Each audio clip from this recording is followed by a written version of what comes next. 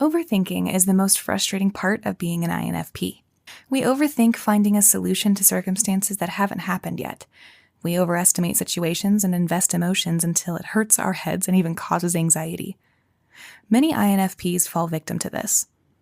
How can we reduce such prolonged overthinking and grasp good control of our thought process? In this video, I'll share with you some insights about INFP overthinking, my personal approach to reducing them. But before we proceed, please don't forget to hit like and subscribe to the channel for more personality-type videos. Here we go. How can INFPs stop such overthinking? Like every INFP, I suffered and poured tears due to this too. Here is my personal take on handling it. Also, I'd like to remind you that these tips require patience and consistent practice.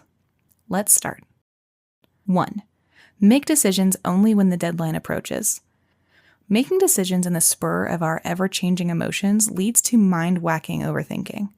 Our emotions change, so the way we see our options change too, and leaves us in a loop. As long as there's time to think, that means our feelings are also bound to change. That said, I suggest that you decide only when nearing a deadline. In most cases, it won't hurt if we utilize the P in INFP. It means perceiving or prospecting, the trait of waiting out for last-minute changes. Yep, you have to wait out the last-minute changes in your feelings, too. Reminder, only do this when you see it fit. So if you're given 2 weeks to decide on a matter, don't dive into the thought until you're maybe 1 or 2 days nearing the deadline. Save yourself from overthinking and decide only when you know the emotions will no longer shift. Back then, I was overthinking whether I should leave my toxic job or go back to the university. Tears, frustration, fear. It was a mix of all these things. On good days, I told myself I still can carry on and won't quit. On bad days, I vowed to leave the hellish workplace and earn a degree. I was in a loop. But on the last day of student admission, I felt like it was a now or never situation, so I rushed to file my application because honestly, urgency washes away any unnecessary thinking. Before the deadline, INFPs overthink the possibilities. After the deadline, INFPs are drawn to prove their decision is right. 2. Gather external knowledge. When INFPs lack experience, our FI, a judging function, has insufficient information to properly evaluate our options. It can't determine which path leads to good or bad results. In these cases, where FI becomes so unhelpful, INFPs can utilize their extroverted thinking function. T allows INFPs to gain external information by imitating a proven strategy, technique, or method. These free spirits can replicate similar successful results.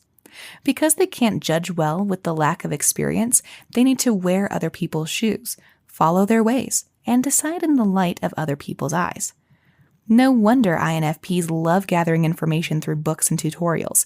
It reduces their uncertainties rooted in their lack of experience. 3. Consequences make INFPs move more than their goals. When INFPs foresee an unfavorable future, such as embarrassment, suffering family, or losing their home, they will do whatever it takes to prevent these issues from materializing. INFPs become the best problem solvers when they're in a pinch. Is the issue troublesome? INFPs will avoid it. And if they can't avoid it, they'll solve it.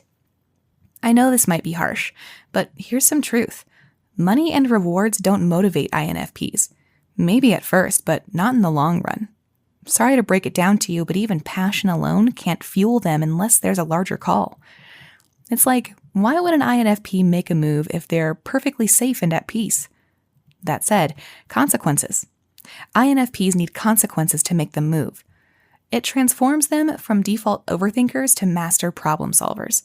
As an INFP, I realized that I must love problems and challenges. Without problems, I will be stagnant, living as a hermit with no purpose and always lost in a dilemma. More than looking at the goals, I suggest that you look more at the consequences if you don't take action.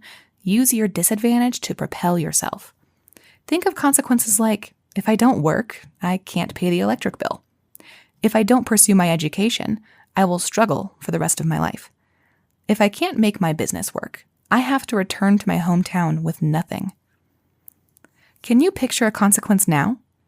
You better do, because it catapults you to make better. Know that INFPs are self-improvement junkies by default. You have to solve a problem.